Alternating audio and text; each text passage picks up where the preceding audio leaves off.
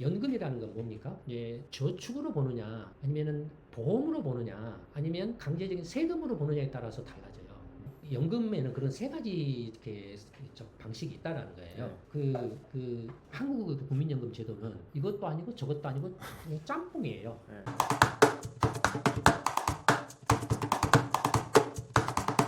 저희가 최근에 유튜브에서 현실과 이론의 한국경제 전설의 명저죠. 그거의 강독 시리즈를 시작을 해서 지금 진행을 하고 있는데요. 저 만솔 PD랑 저기 어떤 사장님 한 분이 하고 있는데, 거기서 이제 현실과 이론의 한국경제 1권부터 처음 챕터를 딱 해서 진행하면은 맨 처음에 1장 1챕터에 동아시아 외환위기 분석이 나오고, 두 번째에 국가채무 문제, 세 번째 국민연금 문제, 이렇게 있는데, 국민연금 문제는 2번 국가채무 문제를 얘기하다가 야 국민연금 문제는 너무 중요하니까 밖으로 뺀다고 해서 3챕터가 된 거죠. 저희가 그 방송하면서 봤지만 그때 20년 전에 얘기했던 거 그대로 다 지금 있는 문제다. 이거 어떻게 해결돼야 되냐. 이게 지금 20년이 지나서 역사책처럼 보이지만 지금도 같은 문제가 비슷하게 있으니 이걸 어떻게, 지금 현재 이슈가 어떻고 앞으로 어떻게 하면 좋을 것인지, 그 연금 문제에 대해서 소장님께서 말씀을 해주신다고 합니다.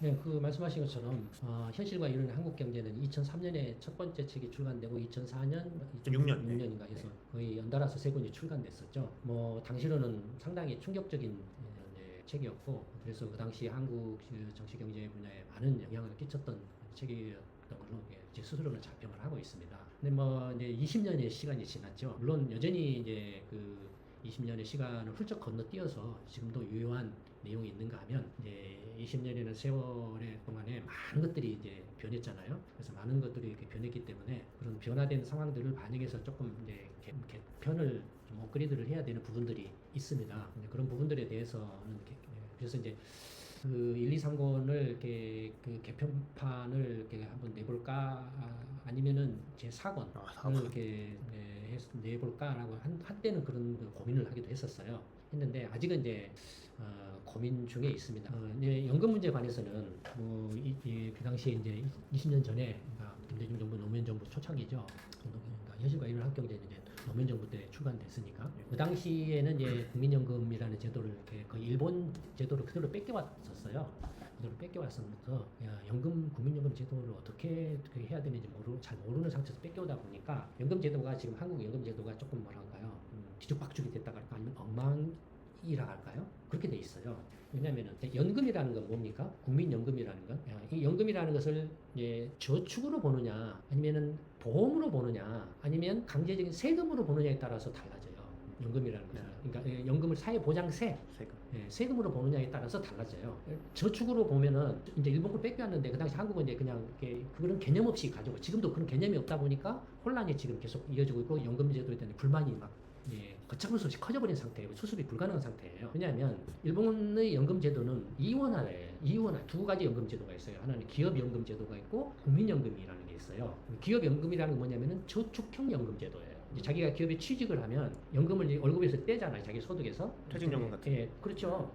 떼죠. 떼면은 이제 나중에 자기가 이제 은퇴를 해서 이제 연금을 받을 나이가 되면은 그 연금 수익을 이제 돌려받아요. 돌려받아요. 그러니까 뗄 일이 없어요. 저축이기 때문에 내가 이렇게 그 노후를 대비해서 미리 이렇게 저축을 해둔다는 개념이기 때문에 내가 노후에 소득이 많다고 해서 연금을 확 깎아버린다든지 하는 그런 게 없어요.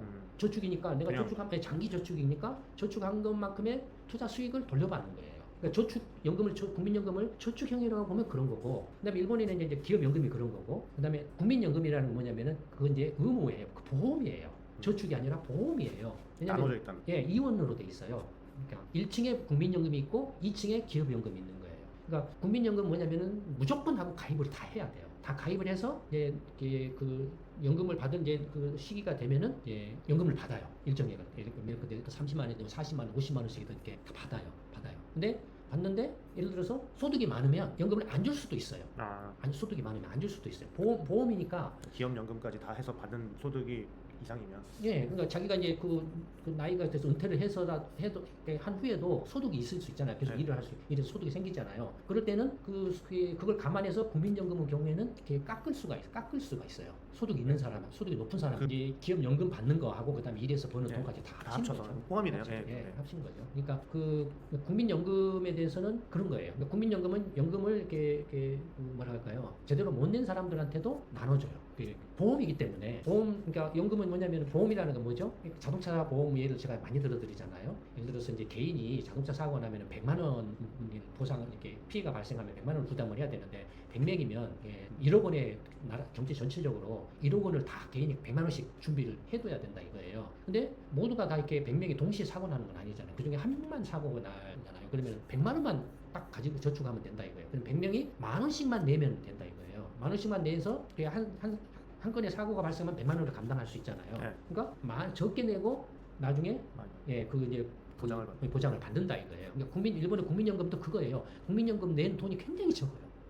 우리로 치면은 거의 뭐 그냥 제 예전에 한 1, 2만 원, 2, 3만 원 그런 정도. 없는 사람은 몇천 원 막 이런 정도. 그 정도 내고서 이제 나중에 보험이니까 망했을 경우에 어쨌든 정부가 책임을 져요. 보장을 해요. 최소한도의 보험금을 지급하는 걸 제정해서 이제 보장을 하는 거예요. 그러니까 최소 30만 원 이상을 준다든지, 최소 30만 원에서 50만 원을 준다든지 이런 거예요. 이게 이제 일본의 국민연금이에요. 그다음에 이제 그 사회보장세, 연금이라는 것을 사회보장세라고 한다면 그건 세금으로 징수를 하는 거예요.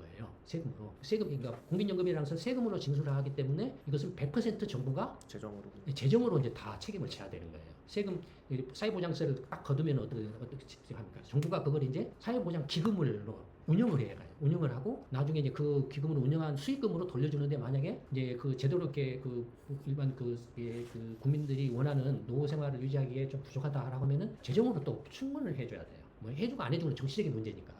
그러니까 세금은 그러니까 보험을 내가 예를 들어 저축형이나 기업 저축형이나 보험형이나 이런 것은 극단적으로 내가 소득이 없거나 가입을 안 할 수도 있어요. 가입을 안 할 수도 있어요. 근데 사회보장세는 이게 세금이니까 내가 안 할 수가 없어요. 무조건 하고 소득이 발생하면 뜯기는 거예요. 무조건 하고. 그러니까 그래서 이제 미국의 경우가 이제 사회보장세가 있어요. 그래서 사회보장 기금을 가지고 그다음에 이 사회보장 기금의 운영 수익은 미 국채 투자를 주로 하는데 이제 이건 미 국채 사회보장 기금이 사는 미 국채는 난 마케터블 본드라 그래가지고 비시장성 유동 방식이잖아요. 그다음에 금리가 높아요. 높게 줘요. 수익을 좀 많이 붙여줘요. 그런 것들을 장기 보유하니까 정부로서도 이제 메리트 있잖아요. 장기로 이렇게 자금 안정적으로 이렇게 확보할 수 있으니까. 그다음에 그 돈을 가지고서 나중에 이제 지급을 해주는 거죠. 은퇴를 했을 경우에 이제 수급자들한테 정부가 재정으로 이제 법에 따라서 이제 얼마씩 지급을 해준다라고 정해지면은 그만큼의 그걸 지급을 해주는데 다만 이제 이거 세금이라고 해도 세금으로 걷지만은 세금 이제 국민연금세를 많이 내고 적게 내음에 따라서 받는 액수도 당연히 달라지겠죠. 그 계산 공식이 있어요. 계산 공식에 따라서 거의 비슷해요. 비슷한데 하여튼 방식이 차이가 있어요. 그러니까 연금에는 그런 세 가지 방식이 있다라는 거예요. 네. 근데 이제 한국의 국민연금 제도는 이것도 아니고 저것도 아니고 그냥 짬뽕이에요. 네. 짬뽕이 뭐냐면 예를 들어서 저 같은 경우에 국민연금을 쭉 냈는데 국민연금이 도입되기 전부터 이제 가입을 해가지고 냈는데 전 국민 연금 제도는 이제 IMF 외환위기 때부터 시작된 거잖아요. 네. 근데 그 전에 이제 저는 이제 회사에서 이렇게 가입돼 있어가지고 이렇게 했는데 그래도 얼마 지금 받지는 못하는데 지금 소득이 있다고 그래서 줘야 될 금액이 100이라고 치면 100만 원을 치면 50만 원만 줘요. 그러면은 국민연금이 이게 저축형입니까 보험형입니까 사회보장 세금형입니까? 낸만큼 주긴 주니까 저축도 있지만 근데 지금 국민연금이 그러니까 이게 저축형으로 이렇게 규정을 한 건지 네. 보험으로 규정을 한 건지 세금으로 규정을 한 건지 따라서 애매하네. 만약에 저축으로 규정을 했다라면 이게 문제가 돼요. 왜냐하면 아까 일본의 기업연금처럼 저축이라면 내가 어쨌든 간에 국민연금 저축으로 해서 했기 때문에 내가 지금 소득이 있든 없든 거기에 대한 원리금을 다 줘야 되는 거예요. 네. 그걸 줘야 되는 거예요. 그다음에 만약에 이걸 보험이라고 했다라고 하면은 내가 이제 은퇴를 했다. 라고 하면은 그 정해진 보험 요율에 따라서 지급을 해줘야 돼요. 소득이 있다라고 해서 그걸 깎고 안 깎고 하는 그런 것이 아니잖아요. 네. 그러니까 저축은 투자 수익에 맞춰서 주는 거고 보험은 이제 보험 약정에 따라서 정해진 약정에 따라서 이제 은퇴하면 얼마를 주겠다. 라는 그런 약정이 있잖아요. 네. 그 약정에 따라서 줘야 돼요. 소득이 내가 얼마가 있든 없든 관계없이. 그다음에 이걸 세금이라고 치면은 내가 은퇴를 해가지고 이제 사회보장세를 받는다라고 했는데 내가 이때 소득이 많으면 사실 사회보장세를 받는 것보다도 소득세로 뜯기는 게 왕창 뜯는 거죠. 그렇죠. 그렇잖아요. 그러니까 이게 세금이기 때문에 이건 또 소득이 일정 이상이면 사회보장세를 안 줄 수도 있다라고 할 수도 있는 거예요. 그렇죠. 네. 그러니까 근데 지금 한국의 경우에는 그다음에 또 하나는 이게 방식에 따라서 문제가 돼. 보험을 연금을 저축이라고 하면 어떤 이제 그게 되냐면 걱정할 게 없어요. 세대 간의 문제가 없어요. 네, 그죠. 내가 낸 만큼 투자 수익을 받는 거니까. 그렇죠. 근데 이걸 이제 이 국민연금을 보험이라고 하면 이제 세대 간 문제가 발생하는 거예요. 보험과 세금이라고 하면 보험이라고 하면은 내가 지금 이제 내서 그 보험금을 운영을 하잖아요. 운영해서 나한테 이렇게 줘야 되는데 이걸 산정을 제대로 잘 못하면 어떻게 되죠? 나가는 돈 이게 이게 안 맞죠. 이게 안 맞죠. 그럼 빵꾸가 나요. 빵꾸가 나면은 어떻게 됩니까? 뭐 재정 세금 다른 세금 뜯어갖고 메꿔야 돼요. 근데 이게 세대 간의 문제가 되는 거예요.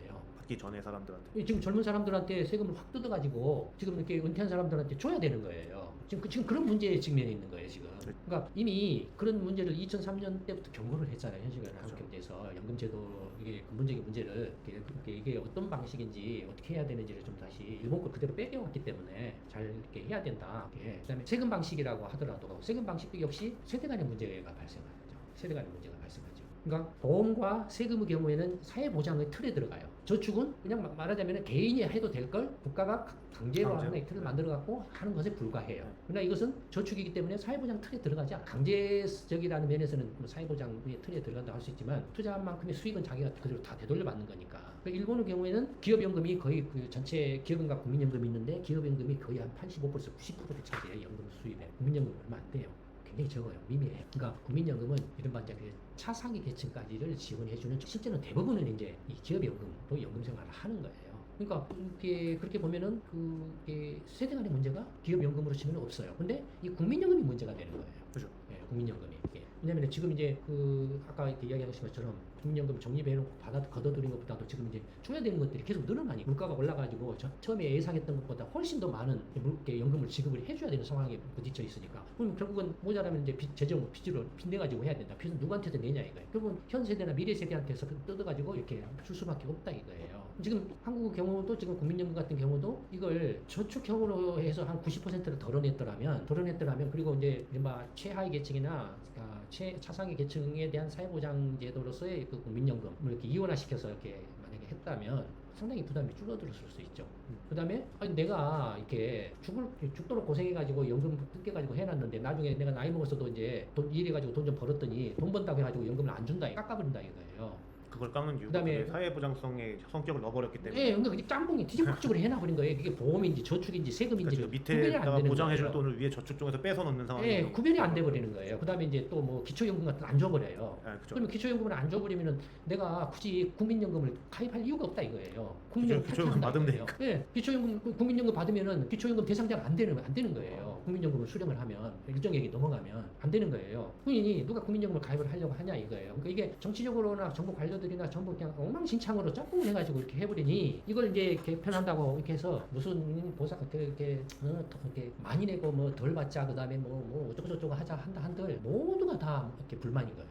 젊은 사람들로 이거 이제 나는 이미 파탄 나는데 그거 누가 내 연금을 줄 거야? 나 안 해. 그다음에 은퇴한 사람들대로 나 지금 연금도 제대로 안 준다 이거예요. 그다음에 조금만 내가 이렇게 연금 받아서 생활할 수 있는 사람이 별로 안 되거든요. 없거든요. 공무원이나 그렇죠. 이런 사람들 빼놓고는 그 사람들은 이렇게 연금이 굉장히 높아가지고 있으니까 일반 사람들은 국민들은 정말로 이렇게 특수직의 경우에는 공무원이나 군인은 그렇다 치더라도 소방이나 경찰직은 그렇다 치더라도 교원이라든지 이런 사람들은 이렇게 연금이 굉장히 세잖아요. 지금 이미 빵꾸가 이렇게 어마어마하게 나 있는 상태에서 다 국민들이 세금으로 지금 메꿔주고 있는 거거든요. 근데 어쨌든 그런 거 저런 거 다 포함해서 종합적으로 국민연금 하나로 통합을 하고 국민연금을 이게 저축형으로 할 건지 보험형으로 할 건지 아니면 사회보장세 형태로 할 건지 다시 정리를 해야 된다. 한 다음에 그다음에 이게 지속 가능한 형태로 하기 위해서는 어떤 식으로 이렇게 요율을 정한다든지 기금을 조성하고 운영한다든지 어느 정도로 지급한다든지 그러니까 국민연금과 기초연금도 이게 뒤집박죽을 할 게 아니라 통합을 해야 된다든지 이게 해야 된다 이거예요. 근데 그런 것 없이 지금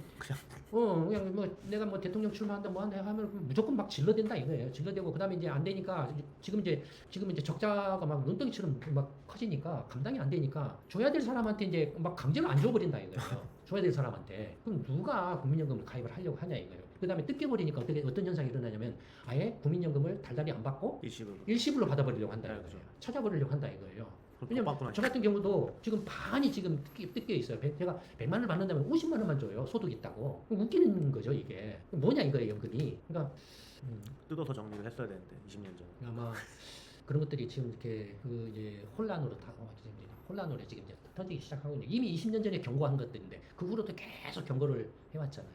연금 문제 관련해서는 뭐 지금 현재 연금 개혁 내용이 어떻고 이야기하는 것보다 그 근본적인 문제, 연금이라는 게 뭐고 이거 지속 가능한 형태를 하기 위해서는 연금이라는 걸 어떻게 정리를 해야 되는가에 대해서 어떻게 생각을 하고 어떻게 접근해야 되는가에 대해서 이야기를 한 거죠.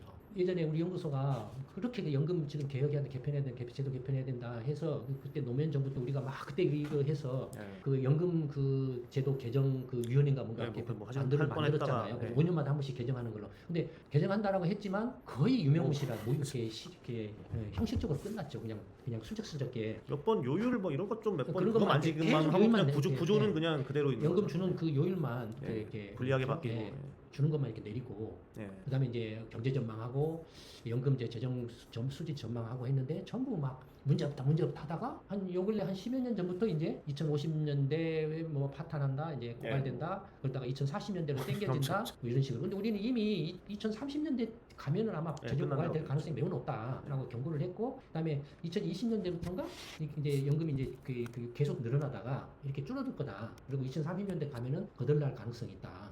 라고 이렇게 그 여러 번 이렇게 경고를 그동안에 경제 보고서라든지 여러 가지 보고서를 통해서 경고를 이렇게 했었죠. 예. 제가 대통령이 못 돼서 그럴 수 있는 거죠. 대통령도 이거 연금 잘못 만지면 아니 그러니까 지금 무서워서 그런지. 정치적으로 이게 연금은 네, 이렇게 맞았다가 그러니까 모르니까 네. 뭘 어떻게 손을 대야 될지는 모르니까 정치적으로 이렇게 대통령이 돼도 그냥 넘기는 것 같아요. 나한테는 하지 마 그냥 대충 하고 넘어가 그렇게 온 거예요. 예, 그렇죠. 일단 연금에 대해서는 이 정도. 예.